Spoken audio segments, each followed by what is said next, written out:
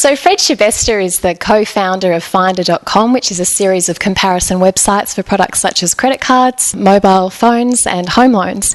And Fred made his first million when he was still at university selling off his first company, and in 2007 was awarded the ADMA Young Direct Marketer of the Year Awards. And he's here today to share his story of being an entrepreneur. Welcome, Fred. Thanks very much, Alison. It's great to be here. Awesome. So tell us first about the $1 million, just because that's a bit of a juicy story. Tell us about how you even had a company formed while you were still at university. Tell us about what it was and share. Yeah, so I guess while most people were at university studying, I wasn't a very good student. I was more into the internet, into the web, and I learned to code, and we started selling websites to clients. We just slowly built the company up, and so while everyone was at the pub, I was back at my college room coding and building sites and talking to clients, and when people went to lectures, I went and saw clients. So I just studied a lot at night, and just a lot of hard work. It was a very hard business, not an easy business. How did you get into it? Where did the idea come from? I thought, why don't we build a website? It must be possible. Like everyone, this is like 99 or 2000, and that's how it all started, and it just snowballed from there, and just naturally passionate about technology, and then I'm quite creative, good with visual stuff, and I learned actually to market websites, and then we started selling those services to our clients, and that's when we really took off. We now, in our second business, that's all that we do really. We just market our websites and improve them and build them, and it's basically the skills we did for our clients, we do for ourselves now. Awesome. So you've learnt a lot along the way then? Yeah.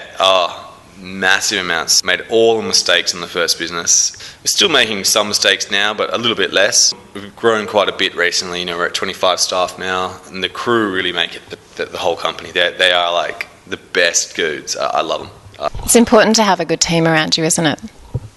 Definitely. I just support them. I'm more the coach these days. They're the ones scoring the tries. They do just brilliant, amazing things. And it's really about getting out of the way with you have really talented people. It's hard to do. So just to bring it back to the first company that you built, so you're at university, you're slowly building up clients. How did you reach a point where you A, could sell, and B, wanted to sell? It was just the right time. Like all these digital companies were sort of coming together, and public companies were buying up digital companies, and it became there was just this real buzz and boom around investors at that time, and we took that opportunity, and then we actually got a good price for it, and they got a great company as well, and that company still exists today. It's actually been sold to another company as well now, graduates, interns as well, and they sort of work their way up through Finder and get into some pretty senior roles. The average age, I think, of the business would be around 24. Oldest is about 31. And is that a deliberate move to work with people of a similar age? Do you find that results in, because you're of the same generation, that results in more productivity and maybe better communication amongst you? Well, the internet's pretty young. Yeah. There's not, I'm almost a little bit of a veteran. How old are you? I'm 31. You're still a baby. Yeah. So there's not the same depth of people to go to. People who have been in this industry for 15 years. That's a long time, and I'm probably doing it for 10. There's other people who are ahead of me. So you got into the game early, and as a result, you're kind of ahead of the rest. Yeah, I guess to some extent. I'm not going to say I'm ahead of the rest. I'm just part of the pack, really. But we're doing something pretty cool. I think comparing at finder.com.au is just simple, and we've got this thing where we're trying to get people to get a lot more people together and actually build a user base around that. We're launching new niches in the future. The future's really exciting. It's been doing some crazy stunts recently as well. So Fred, you had a bit of a publicity stunt last week. Tell us a bit about that. Okay, yeah. So Apple's like the biggest company on the earth right now. No, really? You think? Actually, by monetary terms as well. Yeah. And so anything they do, it draws a lot of attention. So when the iPhone 5 launched, we thought, well, we've got a mobile phone site, why don't we do something? And then I think we were kicking around ideas for months beforehand. We said, we've got to do something. And literally maybe 2 days before, we thought, why don't we camp out the front and get the first iPhone in the world? So we actually sent a guy down at lunchtime, like 3.5 days before, and he spent 3.5 days in front of the Apple store. We pitched tents. We in front of the store on George Street. We went through rain, heat. It was like extreme heat, extreme cold. I was wearing a snow jacket. Roadworks across the road every night. Drunk people, hecklers, haters, just everything was thrown at us. But the media attention was massive.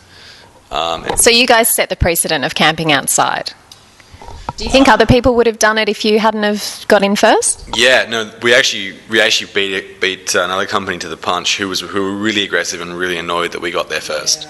And snooze, you lose. Yeah, well, but we put a big campaign. A company did it beforehand, the year before with the iPad 3. But I guess we took it to the whole new level and put almost like 7 people at the front. Pitching tents was pretty intense on George Street. Yeah. What was the result of that for your business? Just awareness really has grown a lot. People know a lot more of who we are and what we do. What kind of publicity did you get? Global publicity. It's been everywhere. Wall Street Journal, Telegraph in the UK. You can't pay for that kind of publicity. It's crazy. The traffic as well has been amazing. The mobile division of our business, or Finder, is new. So it's really a startup. And we're still a startup too, really. So just keeping that a big kickstart has really helped us, traffic-wise, getting on the radar with these telcos. And also what I love is everyone bonded together. We all just got together and we really bonded. We're still riding that momentum. All the sites, have moved up in terms of traffic.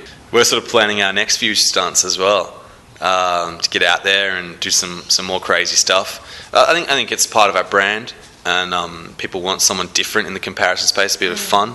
Tell us more about comparison sites. So why do you think they're popular, and when did they first sort of emerge? That's interesting.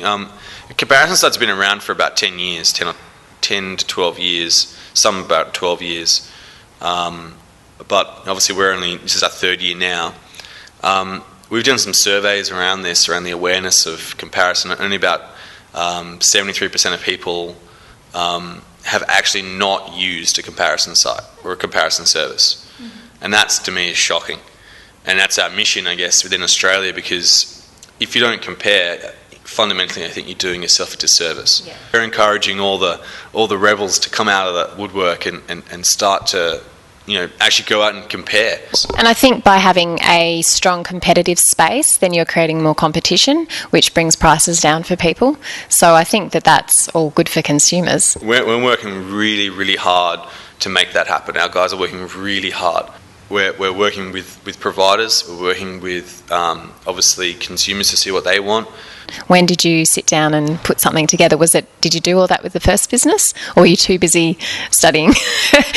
First business was really just go. There was not a great amount of... No strategy?